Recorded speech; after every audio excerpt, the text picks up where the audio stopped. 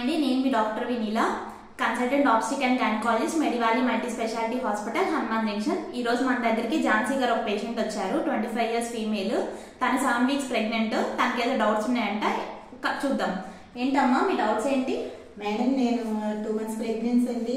మరి భార్యాభర్తలు కలవచ్చా madam? Okay, అది చాలా కామన్ క్వశ్చన్ అమ్మ, చాలా మంది అడుగుతూ ఉంటారు.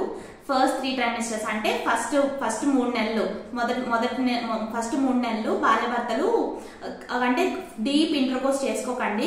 ప్లస్ ఏంటి అంటే ఎవరెవరు కలవకూడదు అంటే ఏమైనా బ్లీడింగ్ అవుతున్నా, లేకపోతే ఏమైనా స్పాటింగ్ అవుతున్నా, లేకపోతే ఎక్కువ సార్లు వామిటింగ్స్ ఏమైనా అవుతున్నా, కొంచెం టైర్డ్నెస్ గా ఉన్నా, ఎక్కువ సార్లు యూరిన్కి వెళ్తున్నా, ఇంతకుముందు ఏమైనా బీపీలు కానీ షుగర్ కానీ అట్లాంటి పేషెంట్స్ ఉంటే కొంచెం అవాయిడ్ చేసేసేయండి, కలవకుండా.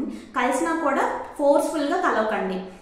సెకండ్ ట్రైమిస్టర్ 4 నుంచి 6 నెలల వాళ్ళు కలవచ్చండి, సేఫే. ఈ 4 నుంచి 6 నెలల లోపల కలిస్తే సేఫే అండి.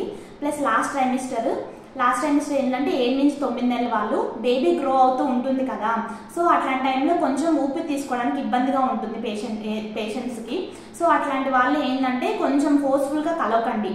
ప్లస్ ఏంటి అంటే ఏమన్నా ఒకవేళ ప్రెగ్నెన్సీ టైంలో బీపీ కానీ షుగర్ కానీ వచ్చిన వాళ్ళు కలవకండి. ఏమైనా బ్లీడింగ్ అవుతున్నా, స్పాటింగ్ అవుతున్నా, లేకపోతే ఎక్సెస్ అంటే ఎక్కువ సార్లు యూరిన్కి వెళ్తున్నా, మోషన్కి వెళ్తున్నా అట్లాంటి వాళ్ళు కలవకండి.